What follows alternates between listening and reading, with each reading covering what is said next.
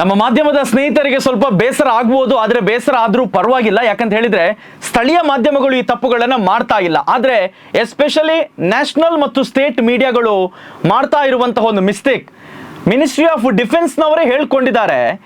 ಆದ್ರೂ ಕೂಡ ನಾವು ಯಾಕೆ ಈ ತಪ್ಪುಗಳನ್ನ ಮರುಕಳಿಸ್ತಾ ಇದ್ದೇವೆ? ಹಲವಾರು ಉದಾಹರಣೆಗಳು ನಮ್ಮ ಕಣ್ಣ ಮುಂದೆ ಇದೆ.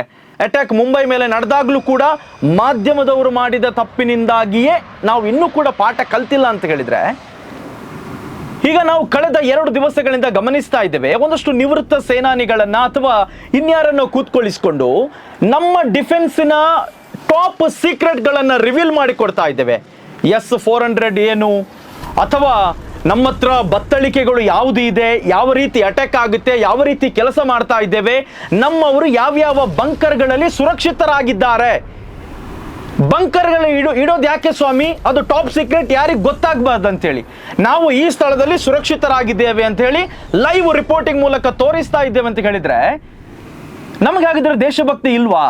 ದೇಶಭಕ್ತಿ ಬಗ್ಗೆ ಮಾತಾಡುವಂತಹ ರಾಷ್ಟ್ರೀಯ ಮತ್ತು ರಾಜ್ಯದ ಸುದ್ದಿವಾಹಿನಿಗಳೇ, ನಿಮಗೆ ಈ ಟೈಮ್ನಲ್ಲೂ ಕೂಡ TRPಯ ಅಗತ್ಯತೆ ಇದೆನಾ?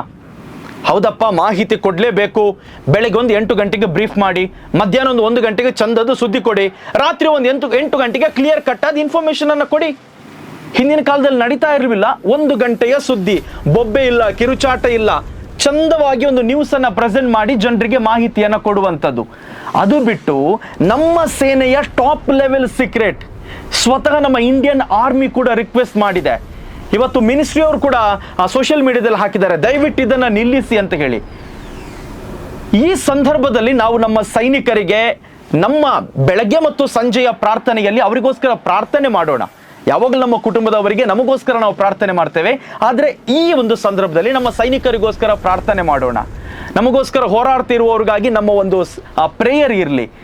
ಅದನ್ನ ಬಿಟ್ಟು ನಮ್ಮ ಬತ್ತಳಿಕೆಯಲ್ಲಿ ಅದು ಇದೆ, ನಮ್ಮ ಬತ್ತಳಿಕೆಯಲ್ಲಿ ಇದು ಇದೆ, ನಮ್ಮ ಮುಂದಿನ ಪ್ಲಾನ್ ಅದಾಗಿದೆ, ಇದಾಗಿದೆ, ನಾವು ಈ ಬಂಕರ್ಗಳಲ್ಲಿ ಸೇಫ್ ಆಗಿದ್ದೇವೆ,